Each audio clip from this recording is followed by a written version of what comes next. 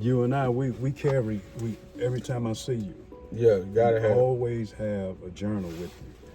And so this is about my 15th one. Mm-hmm. And I'm notorious for taking notes about Virgil. And so I got all kind of clips. For example, You take notes about yourself? yes, Wow. my thinking. What am I thinking? What an action that I took? Wow, okay. A decision that I made, and then I self-reflect. For example, which one of these would you say is the largest?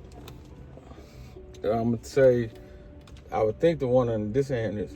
Okay, so now Whoa, what the which fuck? one is the largest in appearance? Wow. So This one looks the large. truth is, How you did that? they're both the same size. That's like an optical illusion. And so this is an example of deception, and we can't Wow. believe what we see. So there's a greater truth operating, no matter Are they actually really the same size? which one appears the largest. That one does. Okay, so you was convinced of that, Yeah. but the truth is they're the same size.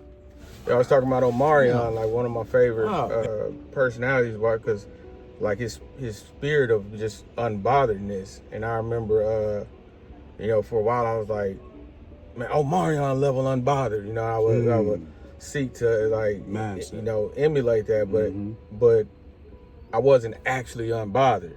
I just wanted to act unbothered. So I wanted to, get maybe the social or interpersonal benefit of appearing unbothered, but I wasn't actually unbothered. Genuinely. And I think like that's one of the things, especially in today's culture, we gotta be careful of, especially as men, is I think too many men are banking on how to act, and if Instead of how to be. and how to be and how to know thyself, and we're leaning so much on the right act, and it's like a lot of times it's just that shield, David went to Goliath, he didn't use Saul's shield. And I think there's a lot of defaulty shields that are being passed out.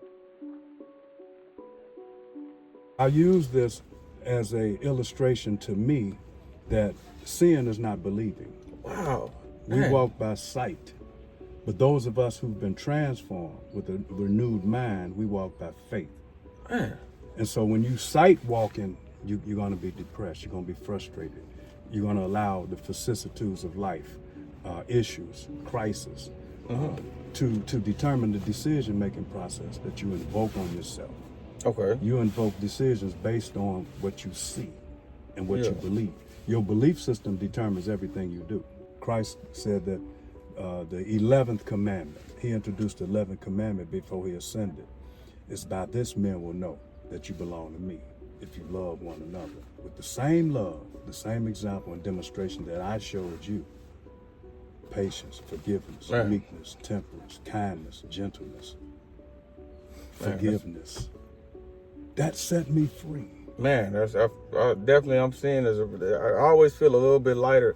The less bothered I am, the lighter I'm tending to feel. Because you're carrying stuff that don't belong to you. Yeah. Give it back to the person it belongs to. Yeah, definitely. Yeah. And I don't take it personal, because it's not.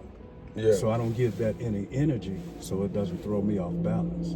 Yeah. One of my dad things he used to always say, to his credit, Rob, why you get mad if you know I'm gonna do it? I'm gonna do what I do. One thing he always said, man. It's back to expecting healthy behavior from unhealthy people. Nah, that's good stuff. Yeah, man. that's real. That's a staple that I intentionally pay attention to. Okay.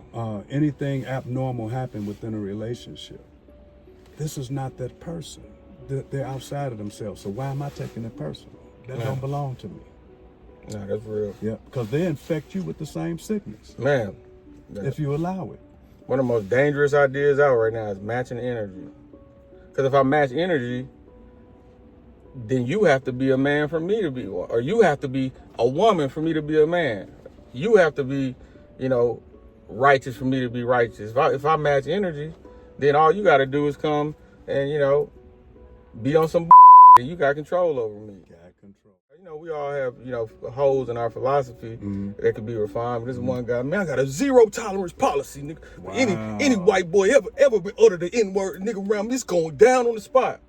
So I'm like, wow. So all I got to do to trick you out your spot is send a white man and tell him call you nigga. Yeah, and you often. That's all I got to do. So me and you both not. going after the same account. All I got to do is have a white guy come by and say nigga, and you done. So like definitely, it's like, you know, we got a lot. What's of the work. consequences of that action? Yeah, exactly. 50 years in prison. Yeah, exactly, man. So